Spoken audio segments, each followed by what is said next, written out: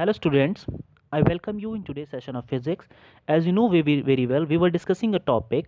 This is your conductors, insulators and semiconductors, and in this chapter we had already covered out most of its topic in our lecture number 1.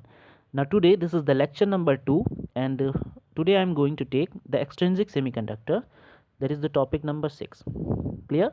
So the electrical conductivity of intrinsic, that is the pure semiconductors, is too small to be of any practical use. If however a small quantity of some pentavalent or a trivalent impurity is introduced into a pure semiconductor, the conductivity of the semiconductor is significantly increased. For example, one impurity atom added for a 10 to the power 8 germanium atom increases the conductivity of germanium to 16 times. Such impure semiconductors are called extrinsic or impurity or doped semiconductors. Clear? Now what is the doping? So the process of adding impurity to an intrinsic semiconductor in a controlled manner is called doping. This is important one. Just remember the doping. Clear? So it increases significantly the electrical conductivity of the semiconductor. The impurity atom added are called dopants. The doping can be achieved in many ways. One way is to add the impurity to molten semiconductors so that it crystallizes with the semiconductors. Another way is to heat the semiconductor in the atmosphere containing dopant atoms so that the latter diffuses into the semiconductors.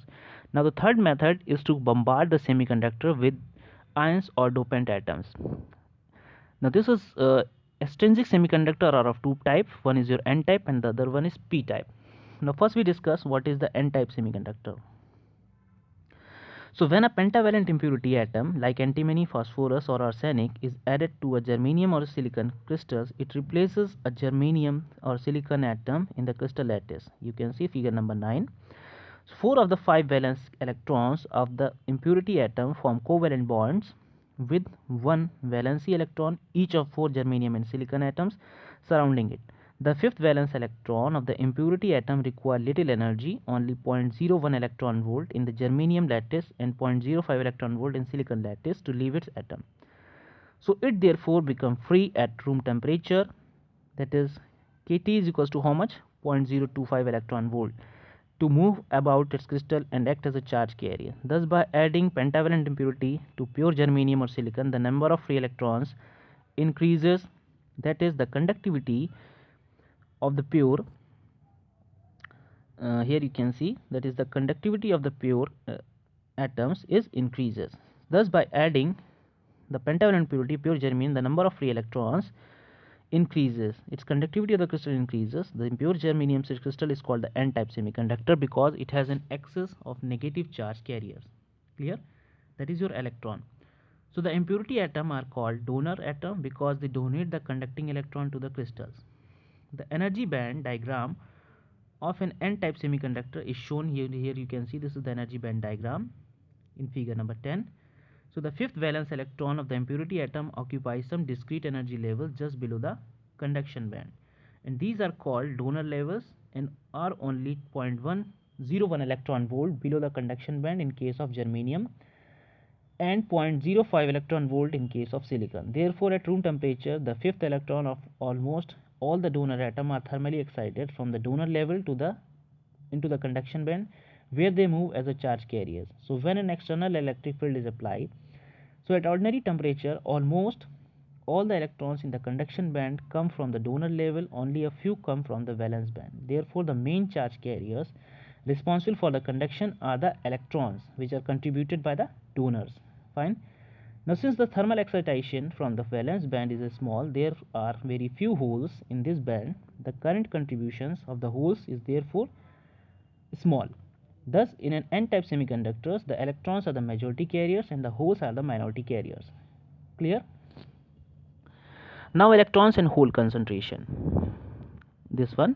So in a doped semiconductor, the electron concentration, that is Ni, and the hole concentration, that is NH, are not equal. That is Ne and NH is equals to Ni square, where Ni is the intrinsic concentration, that is written here. This is known as the law of mass action, and this is the most important one. What is the law of mass action? So in an n-type semiconductor, the concentration of electron in conduction band is nearly equal to the concentration of donor atom Nd and very large compared to the concentration of hole in the valence band. Then we can write it Ne is approximately equals to Nd is very much larger than Nh. Fine. Now what is the p-type semiconductors? You can see here, this is the figure number 11.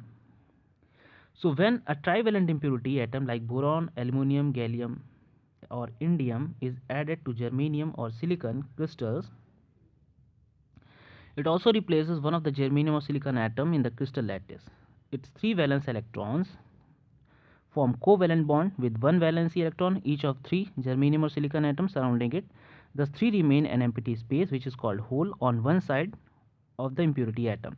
When an external electric field is applied, an electron bound to a neighboring germanium or silicon crystals drop into this hole and leaving a new hole behind. So this phenomena continue and the holes move in the crystal lattice in the direction of the applied field, acting as a positive charge carrier. So the impure germanium or silicon crystal is called the p-type semiconductor because it has an excess of positive charge carriers holes. The impurity atoms are called acceptors atom because they create holes with the accept electrons.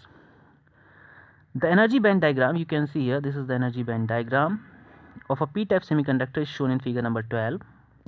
The impurity atom introduce vacant discrete levels just above the top of the valence band. These are called the acceptor levels. So at room temperature, electrons are easily excited from the valence band into the acceptor levels. The corresponding holes created in the valence band are the main charge carriers in the crystals when the electric field is applied.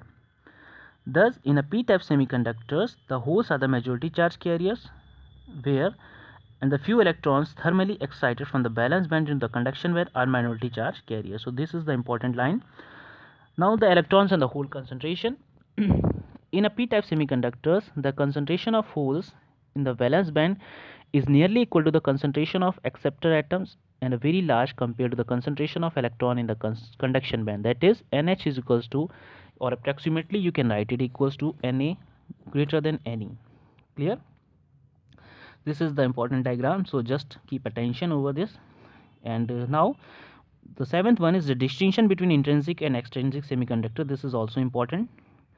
So first one, it is a pure natural semiconductor such as pure germanium and pure silicon. It is prepared by adding a small quantity of impurity to pure semiconductor such as an NP-type semiconductor.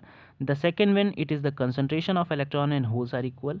In it, the two concentrations are unequal. There is an excess of electron in N-type semiconductor and an excess of holes in a p-type semiconductor. The third one, its electrical conductivity is very low and its electrical conductivity is significant very high. So its conductivity cannot be controlled. The fourth one, and here is the conductivity can be controlled by adjusting the quantity of the impurity added. Its conductivity increases exponentially with temperature and its conductivity also increases with temperature but not exponentially. Fine. Now here you can see this is the distinction between N-type and P-type semiconductors, and this is the last one. So it is an extrinsic semiconductor obtained by adding pentavalent impurity to a pure intrinsic semiconductor. Here in P-type it is also an extrinsic semiconductor obtained by adding a trivalent impurity to a pure intrinsic semiconductor. Clear? Now come to the second one. The impurity added provided extra free electrons to the crystal lattice and are called donor atoms. The impurity atom added creates holes in the crystal lattice and are called acceptor signs because they created holes. The electrons are majority carriers and the holes are the minority carriers here. And now here the holes are the majority carriers and the electrons are the minority carriers. The electrons concentration is much more the hole concentration, that is N is very much larger than NH. Here the hole concentration is much more than the electron concentration. Fine. So students, this is the end of the chapter. Thank you class. Thank you very much.